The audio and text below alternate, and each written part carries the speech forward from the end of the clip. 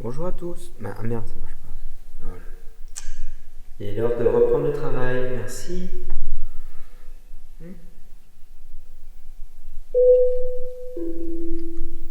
J'adore ça. Oh yeah. Et je fais ce que j'ai envie. Je t'emmène faire le tour de notre pays. Je te verrai tous les jours. Si je te Ceci dit, ça vaut le coup de noter. Je pense que je vais les noter, tous ces petits trucs à faire qu'il faut faire. Ouais, Ah, je suis content. Franchement, je suis parti l'autre jour. Voilà, super, c'est fait. Ça, c'est une belle partie de fait. Et il n'y a plus qu'à mettre les tableaux placiers. Hein.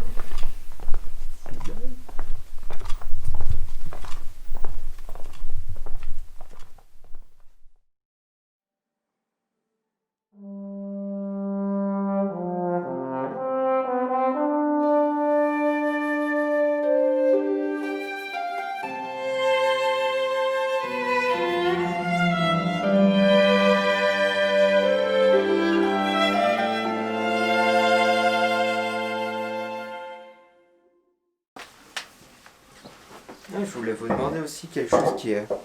Bon, c'est ça, c'est de la curiosité plus affective, mais souvent je me demande s'il avait une voix grave ou pas, parce que on voit qu'il a Moyenne. un regard ténébreux. Non, mais un peu comme nous. Une Ah. voix un peu comme nous, quoi. Ah oui, Moyenne, un peu comme on parle, quoi. ouais. Ni grave, ni aigu. Mais il n'était pas si intimidant que ça en fait. Il était... Parce que... Non. Enfin, avec moi, non. Hein. Bah oui. Avec les autres, je sais pas. Hein, mais avec moi, non. Non, non, on discutait, on faisait... On peignait, tout ça. Non, on discutait pas mal, même. Non, il n'y a pas de... Non, je pense pas. Bon, c'est peut-être son air, peut-être, qui fait ça. Ouais. Hein, qui paraissait un peu distant, revêche, je sais pas. Mais c'était un homme droit en fait, hein, comme... Je pense. Enfin, comme beaucoup Enfin, d'hommes moi- de montagne, vous aussi, vous êtes droit, vous êtes On voit droit... dans le corps. Ah, dans vous le êtes, corps. Tonique. Je vous dis, on essaie de se maintenir, quoi.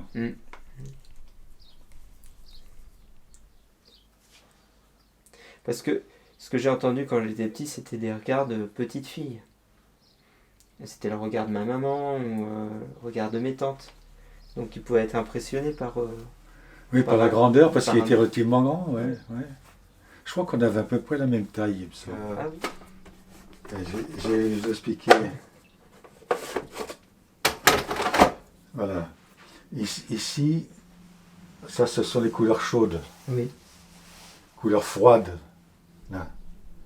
Et ça, c'est tout ce qui concerne les verts et tout. Là, et là, on peut faire des mélanges intermédiaires après.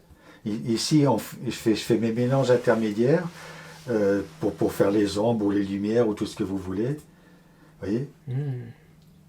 C'est pas mal quand même. Ah oui, oui. Donc, toujours en même disposition. C'est pas obligé, hein. Non, mais pour se C'est pas retrouver. obligé, hein. C'est pas... Mais enfin, je trouve que c'est pratique. Comme ça, on sait exactement où piocher la couleur et tout ça, quoi. C'est ingénieux. Ouais. Mais ça, c'est votre arrière-grand-père qui me l'a appris, quoi. Ah oui. Enfin, il peignait comme ça. Et sa palette doit être un peu identique à celle-ci. Là, je regarderai, j'ai des Elle photos. doit être un peu identique. Et moi, je l'ai peut-être un peu changé, mais elle doit être un peu identique parce que j'ai trouvé que c'était pratique. Et lui, il la tenait d'un peintre grec. Ah bon? Ouais. Il me semble qu'il m'avait dit ça d'un peintre grec, mais je ne me rappelle plus de son nom. Il aura rencontré- Et il a trouvé ça bien, et puis il a continué, quoi. Ah oui, d'accord. Oui, parce que lui aussi, il a appris comme ça en regardant. Ouais, qui c'est est ça. là, Ben, on est tous là, hein. C'est-à-dire on apprend par rapport aux anciens, quoi. hein. Par rapport aux précédents. Voilà. Ah oui, d'accord.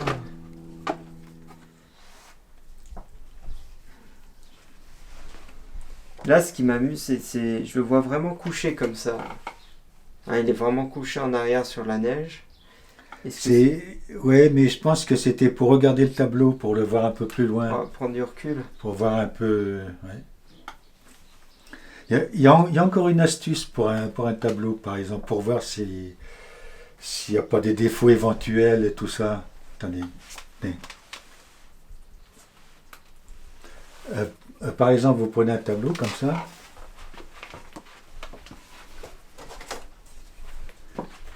Là, vous le regardez. Tiens, mais bon, ça va. Hein. Vous faites ça. Ah! Et vous le retournez. Et quelquefois, on voit des choses qui ne fonctionnent pas très bien. Ah oui, d'accord. Ouais, et il suffit de le retourner. Mais ça, c'est pas lui qui me l'a appris, hein, mais Là, vous êtes souvent quand même les fesses dans la neige, dans le froid. Est-ce que ça a une incidence aussi sur la façon de peindre dans l'énergie ou ah ben, quand on a très froid, oui, ça peut jouer un petit peu sur les mains. Oui, oui. Les mains, parce qu'on peut pas peindre avec des gants, c'est pas pratique. Donc, je peins avec des moufles, oui, non, pas des moufles, des mitaines, Ah oui. enfin avec les doigts qui dépassent, quoi. Hein, pour pouvoir mieux appréhender ce que je fais, quoi. Voilà. Donc, c'est ce que je vous ai dit l'autre jour. Il faut bien se couvrir les pieds, les reins et la tête. Le reste, c'est rien.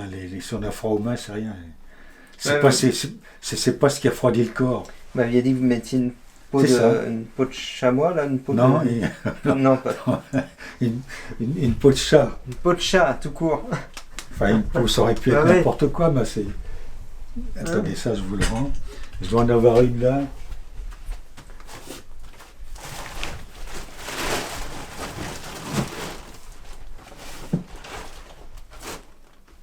Tiens, c'est ça. Ah oui, ah bah oui, ça c'est... C'est ça. Alors on met ça autour des... plus la norac et tout le bazar. Hein. Ça, c'est en plus. Ça fait un bel accoutrement au final. Non, mais ça protège Mais bien ça- les reins. Il faut faire attention aux reins hein, quand on se refroidit vite, quoi. Puis on peut avoir les reins qui se bloquent. Et puis la tête. Oui, Parce que c'est la tête qui commande tout. Hein.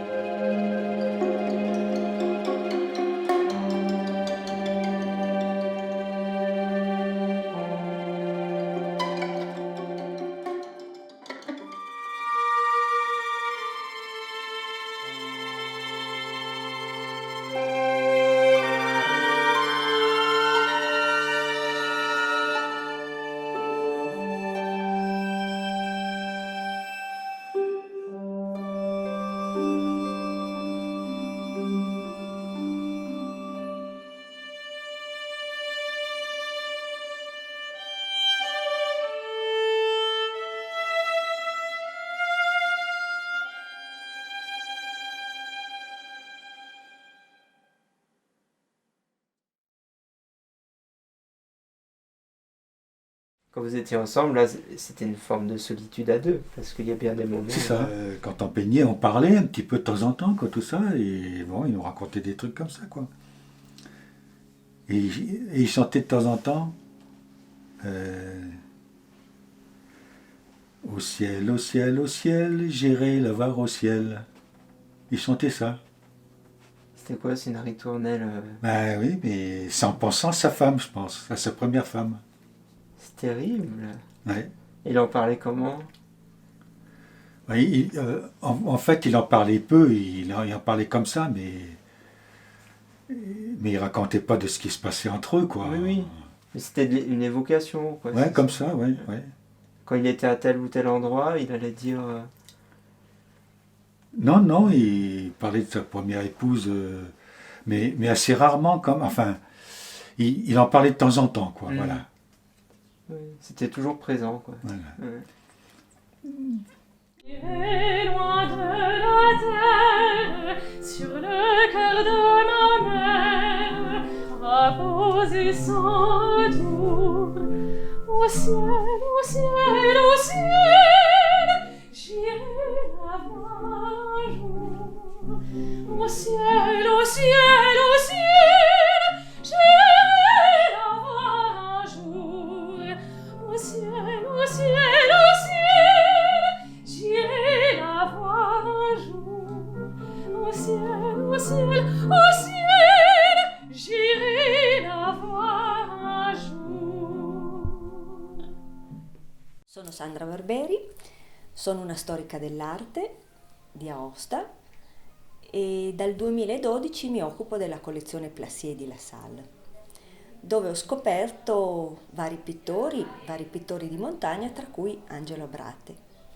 Ci sono 1200 quadri circa, partout. C'est énorme. Nell'appartamento dove abitava Placier, al piano terreno, in soffitta è pieno, in cantina, dappertutto. Et la majorité des œuvres, ce sont des œuvres de montagne ou... Bon, tra le 1200 opere, la metà sono opere di montagna, sì, di pittori di montagna, italiani, valdostani, piemontesi, francesi della Savoie, della Costa Azzurra, però era un tema che interessava molto al signor Placier, quindi diciamo che il nucleo principale della collezione sono proprio opere di pittori della montagna, soprattutto degli anni 60 e 70, 60, 70, 80, ecco. Ah, c'est pourquoi, c'est certainement à cette époque qu'il a rencontré Ange Abrat. Io non so se erano già amici prima, non lo so. Senz'altro un punto di incontro importante sono state le mostre di Sallanches e di Chamonix del 1979, 80 e 81, perché molti quadri della collezione erano nelle mostre, o lui o Placier le imprestava o le aveva acquistate. Comunque sia, è stata l'occasione per lui di conoscere tanti di questi pittori che sono diventati suoi amici, e lui li ospitava. Lui era il proprietario di un hotel a Pré-Saint-Didier, l'Hotel Placier. Lui ospitava questi pittori nel suo albergo e loro in cambio facevano dei quadri. Non è il caso di Abrate, credo che Abrate avessero dei rapporti amichevoli, insomma non era l'ospite dell'albergo, ma forse lo vedeva a casa sua. Abbiamo anche una fotografia, tu mi hai fatto vedere una fotografia in cui è à La Salle che dipinge. Oui, ça veut dire que quand même ils étaient amis, en tout cas sur la fin de vie, on le voit venir là. Sì, sì, si frequentavano a tante opere, perché nella collezione Placier ci sono circa 30 opere di Abrate. Et alors justement à propos des œuvres, toi tu as tout répertorié, et comment tu as fait la sélection pour l'exposition là, Et qu'est-ce qui t'a frappé chez Abrat? Comment tu situes Abrat, peut-être par rapport à d'autres peintres, comme Vibo par exemple, qui sont sur des sujets de montagne? Beh, dunque, la mostra, io ho preso il titolo Alte Montagne, che è il titolo della mostra di Sallanches, perché è un momento appunto importante, simbolico, e spiega anche qual era il contesto della collezione Placier.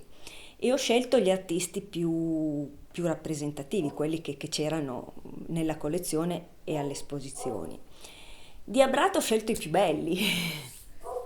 Ho scelto quelli, ci sono tante opere belle, di qualità.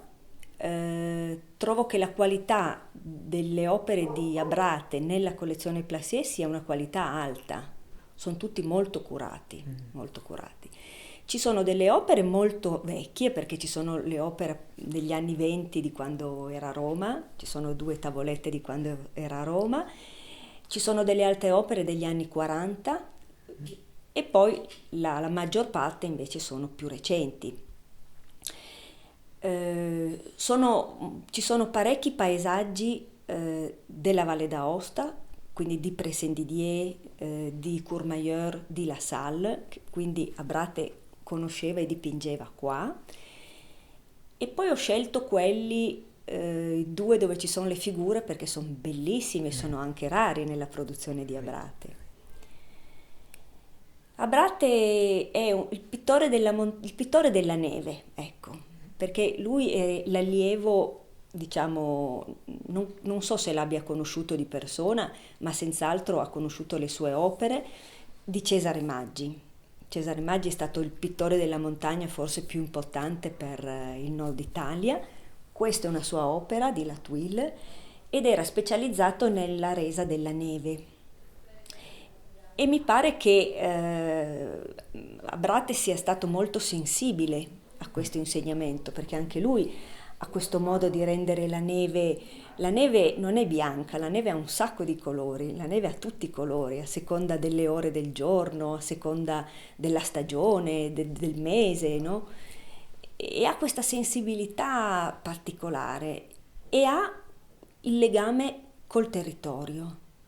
Si sente che è legato al territorio, che non è il cittadino che dipinge la cartolina, si sente che ha un legame profondo. D'altra parte, tutte le fotografie dell'archivio che mi hai mostrato tu, si vede che lui andava in montagna a dipingere con tutto vestito, tutto coi piedi nel sacco, eccetera. Quindi ha questo legame forte.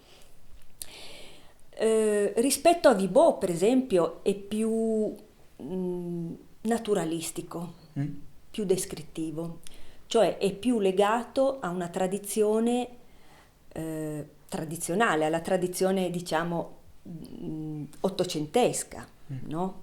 Che è quella di rappresentare la realtà così com'è, accuratamente, con le luci, eccetera. Vibo è più espressionista. E Vibo, secondo me, si sente l'alpinista che vuol dare anche l'immagine di una montagna scalata, perché Vibo rappresenta le facce della roccia di uno che le conosce, che va su, che arrampica. Sono 2 stili diversi, belli, a me piacciono tutte e 2, incisivo molto Vibo, forte, più quieto, più contemplativo Abrate, però altrettanto efficace. Et peut-être, moi j'ai remarqué ça, entre les jeunes années, donc quand il est au couteau, j'ai l'impression qu'il est encore dans une énergie, quelque chose un peu, comment dire, il s'est apaisé après en fait. C'est comme si après, dans les années 50, il est plus calme, il va même dans la grisaille. Alors que quand il est jeune, ce que j'ai vu, et en bas on le voit avec, je me rappelle plus du titre du tableau, mais avec le couteau, il y a quand même quelque chose, ça brille, le soleil accroche la neige, et puis ça rejoint un peu comme la thématique là, de l'exposition. J'ai l'impression que en 1930, c'est de là-haut, c'est la montagne vue d'en haut. Et après, il est un peu plus bas. Peut-être, je Ma ne sais pas. negli anni dunque, lui quando è nato? Non mi En ricordo. 1900? 1900. Certo, qui ci sono molti quadri degli anni 70. Negli anni 70 lui era anziano, quindi non poteva più andare così in montagna, per forza l'immagine era più contemplativa. Da giovane andava, c'era l'impeto giovanile, anche materialmente, anche nella tecnica. Però gran parte dei quadri che ci sono qua, lui era anziano. Lui era anziano, per cui aveva un gran mestiere, la sicurezza, cioè li faceva a occhi chiusi, la facilità, ecco, si vede che era un pennello facile, che in un momento riusciva a tratteggiare bene, ecco. C'è molto mestiere. Nelle opere giovanili forse c'era più vita, più giovinezza, no? Si, oui, si, t'as parlé italien. En ce moment, je ne sais pas pourquoi, je suis assez touché par sa période vers 1935. Peut-être parce que j'ai 35 ans. Beh, sì. Mais parce que j'ai l'impression, c'est peut-être parce que c'est l'artiste qui se cherche. Sì. Il cherche son style, il connaît Maggi. Je pense qu'il fait peut-être plus la même chose que Maggi. Il faudrait voir qu'est-ce que Maggi fait à cette époque aussi. Mais il n'est pas encore passé vraiment au pinceau, ça dépend. Il fait les neiges au pinceau. Les neiges, j'ai l'impression qu'il les a toujours faites au pinceau. È perché è più di tocco, Ouais. è una pittura di tocco la neve. Et alors, ce que j'ai remarqué aussi, c'est qu'il peint beaucoup sur des panneaux pour pouvoir partir en montagne avec. Et tu parlais tout à l'heure de peintre, de la peinture, de peintre un peu installé. Mestiere. C'est très presque populaire de peindre sur des panneaux de bois. Tous ces peintres de montagne, mais qui venaient pas de la ville, qui peignent comme ça sur des panneaux de bois. È anche più facile perché per portare dietro tutto l'equipment e tutto era più facile portare una tavoletta che non una tela. La tela era anche più fragile, poteva bucarsi, no? Oui. La tavoletta è proprio classica, è classica della tradizione ottocentesca ancora, ottocentesca e inizio 9. Ah oui, ça se faisait déjà avant, bien avant. Perché ci sono tanti pittori che noi chiamiamo pittori della montagna, anche se non erano proprio pittori di alta montagna, ma uno famosissimo italiano è Delleani. E Delleani, Lorenzo Delleani, dipingeva, prendeva come degli schizzi, degli appunti sulle tavolette, ne ha fatte tante, migliaia di tavolette. Ah, d'accord. Perché erano piccole e se le portavano dietro, nella scatola. Ouais. Mais c'est drôle parce que c'est un matériau qui n'est pas noble. Enfin, qui n'est pas noble. C'est pas la toile. C'est pas comme peindre sur la toile. C'est pas... Ma loro sono pittori di montagna. Non è la pittura di cavalletto da città, del ritratto. Sono a metà strada, loro sono alpinisti, oppure oggi diremmo fanno trekking, erano dei camminatori e anche dei pittori. Non sono dei pittori da studio, d'atelier, seduti nell'atelier, è un'altra cosa. È una figura particolare, questi pittori di montagna erano tutti appassionati e camminavano tutti, facevano tutti trekking, chi era anche alpinista, ma lavoravano en plein air, lavoravano sul campo, dal vero, tutti. Oui, je pense que ça change beaucoup de choses sur la façon de vivre, de peindre, que d'aller en pleine... Certo. E poi hanno questo legame più forte, più di pancia con quello che dipingono. Lo vivono, ecco, vivono anche la montagna, non solo la dipingono. Et ce qui me donne envie maintenant, moi, d'essayer de peindre et d'aller comme ça. Aussi pour rester 2 heures, dehors, tout seul, dans le froid. C'est vrai que c'est... Pour moi, je trouve qu'il y a quelque chose de contemporain aussi parce que c'est comme de la performance. Mais à une époque, on fait de la performance, mais sans photographier la performance. Enfin, c'est pas vrai. Maintenant, on a des photos de lui en fin de vie. Donc, il était conscient que c'était une performance. Et il y a le tableau où on voit à Combloux à -15. Il a envie de montrer quelque part qu'il a fait une performance physique. Sì, è vero. Et ça, j'ai l'impression que c'est assez moderne. Ou c'est une fierté. Je sais pas si c'est une fierté italienne ou savoyarde. Mais il y a une forme de fierté là-dedans. On était tous ensemble dans la Duché de Savoie, Voilà, no? c'est ça. Ouais. E poi sono delle istantanee, sono delle Polaroid, no? -15, io sono qui adesso, oggi, in questo momento. Certo che il processo è più lungo, però è come una fotografia di un momento, di un momento di vita, di un istante. Oui, c'est de l'instantané. Et dans l'énergie aussi, dans le pinceau, c'est ce que je retrouve, tu sais, dans des vieux tableaux où ils ne voient pas bien à cause de la cataracte. Il y a toujours le geste. On voit toujours le geste, l'énergie est très instantanée. Et ce que nous expliquait aussi Gadjek, c'est que on fait pas vraiment de croquis avant. Donc tout de suite on peint très vite et on revient pas trop sur les couleurs. Enfin, puisqu'elles sont préparées la veille ou le matin. Préparer les couleurs dans la palette. Anche perché io penso che col freddo, non so, non era facile forse dipingere al freddo così, mettersi a fare tanti... non so i colori come reagiscono con il freddo. Quindi avrà preparato tutto prima. Ah, c'est fascinant ça. Sì.